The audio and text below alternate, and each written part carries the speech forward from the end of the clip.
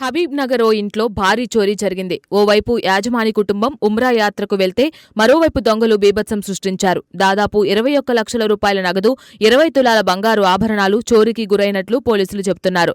ఈ ఘటన స్థానికుల్లో తీవ్ర భయాందోళనలు రేకెత్తిస్తోంది. చూడండి, ఇంటికి తాళం వేసి ఉండడాన్ని గమనించిన దొంగలు రెక్కీ నిర్వహించి మరీ ఈ దారుణానికి ఒడిగట్టారు. అసలే ఇస్లామిక్ పవిత్ర మాసం నడుస్తున్న వేళ ఉమ్రా యాత్రకు వెళ్లిన వారికి ఇలాంటి చేదు అనుభవం ఎదురవడం నిజంగా విషాదం.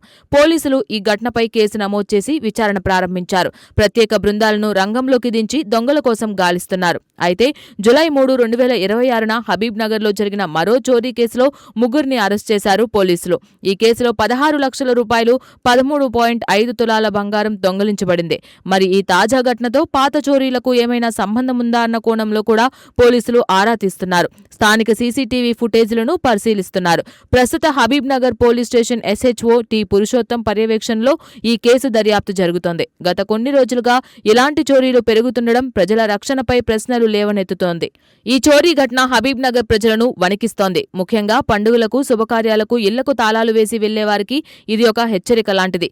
తెలంగాణ రాష్ట్రంలో ప్రస్తుతం రేవంత్ రెడ్డి భారత జాతీయ కాంగ్రెస్ ప్రభుత్వం అధికారంలో ఉంది. ఇలాంటి ఘటనలు పునరావృతం కాకుండా ప్రజలు సురక్షితంగా తమ నివాసాల్లో ఉండేలా చూడాల్సిన బాధ్యత పోలీసులపైన, ప్రభుత్వంపైన ఉంది. మరి ఈ కేసులో దొంగలు ఎప్పుడు పట్టుబడతారు, పోయిన సొత్తు తిరిగి వస్తుందా అనేది వేచి చూడాలి.